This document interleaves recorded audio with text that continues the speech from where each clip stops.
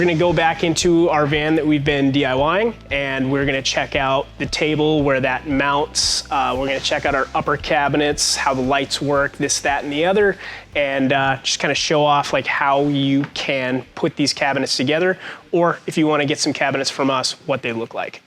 So we're gonna talk about our prefab upper cabinets. What's really cool about these is they're fairly lightweight, and all of those previous mounting solutions that we installed earlier, they're lined right up, so you just hold the cabinet up. One person can install this thing by themselves, and it's essentially ready to go. Again, all your clip holes are there. So we have like our nice little hinges on here. Again, this is all Bloom hardware. We have a little stay to keep stuff from rolling out of your upper cabinets, and everything again is just all soft close. There's an integrated light underneath the cabinet, on-off switches on the side of the cabinet, and you get a little fire smoke detector on the side as well. And what's really cool about this, again, express the ease. This is a bamboo, so you just get this blank bamboo piece, and then you install your hinges, install your clip, and then you go through, snap that guy on there, and then you have a Bloom lifting arm, and it is also adjustable, so you can make it very soft or you can make it super firm. And you just toss this guy right in there, and that's it. It is the easiest thing. So if upper cabinets are something you're panicking about, this is a great solution. And it's, you know, everything stays inside. There's no latches, there's no buttons, there's a nice little chamfered edge for you to grab onto and lift up and down. And again, everything is nice, soft close, feels good. So easy does it. And if you want to build these things yourself, again, all 1/2 inch carcass. Like there is nothing inside this. There's no frame, there's no, you know, there's no brackets, there's nothing. It's just 1/2 inch material with 3/4 inch doors. We're gonna transition to our standalone electrical system. Again, this comes in 2 heights. You can get the full height one, or you can get the one that is a good deal shorter, whatever floats your boat. But it comes with a little door. House all your little electrical stuff in there, like your fuses, the stuff that you need to access every once in a while. Everything latches shut. And then you have your inverter control, your little inverter switches up here. So you can plug in whatever you want and use it right here on your counter. And your ship-to-shore charger, which you plug in from the outside to charge your van. And then you have your batteries down here as well. So we don't use doors on this stuff because one, it gives a lot of ventilation for the stuff that gets hot, and it saves you a couple bucks on, you know, all the hardware and stuff like that to kind of keep this thing a little bit more manageable and affordable.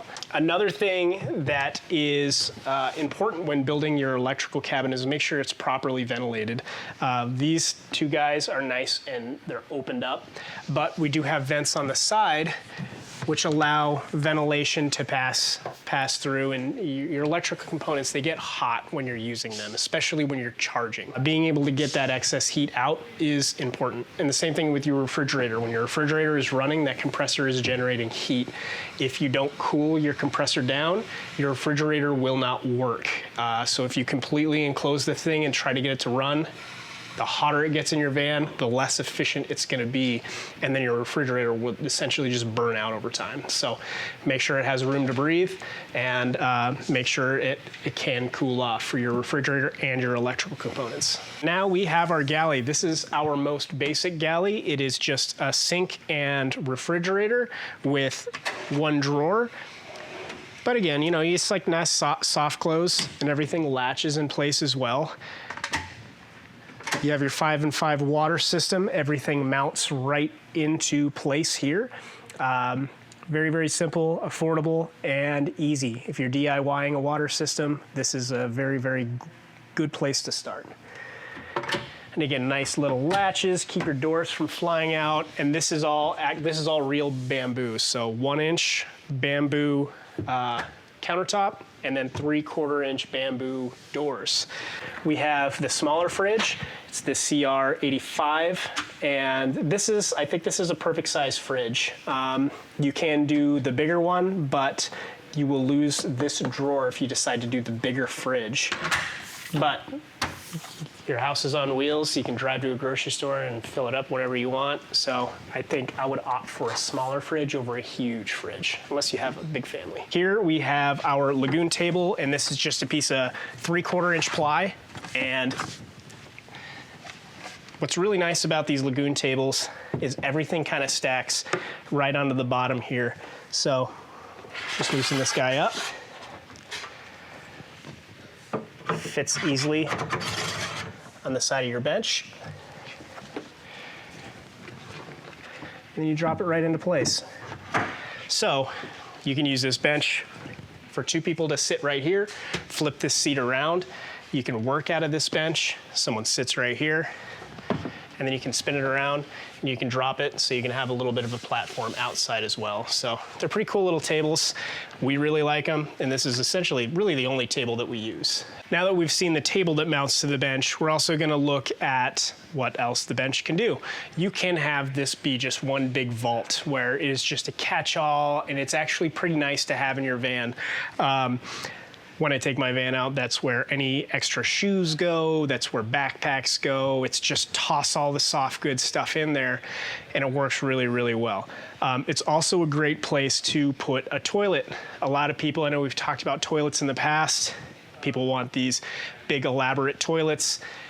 I don't recommend them. I would say go the most basic route, which is, your suitcase style toilet, folds open, put the bag in it, use it, get rid of it.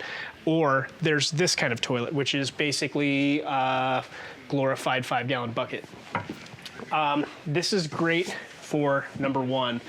Just remember, you have to dump everything out of it. So if you're number 2ing in this thing, it's gonna be something you're gonna have to play with later. So keep that kind of stuff in mind. But what's really cool about this cabinet, this little bench, is it perfectly holds this toilet. So inside this is just a Dometic 970 series toilet.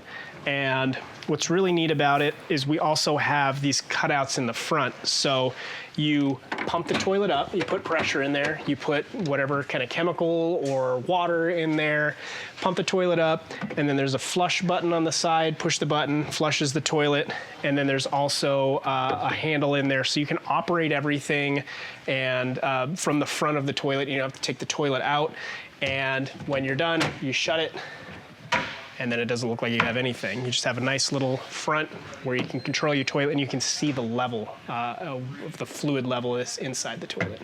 And then, again, this is just basic little bench. There's your catch-all. It's a very useful thing to have inside your van. Just toss all the stuff, shoes especially.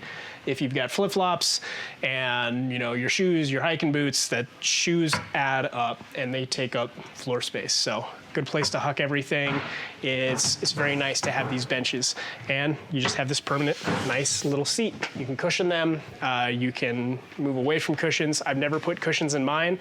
I feel like even if you get snaps on them, they always get really dirty. They're always slipping around. So I just opt to sit on just the bare old wood. So to reiterate on how easy it is to bolt these things up, all this prefab stuff is it's begging to be installed.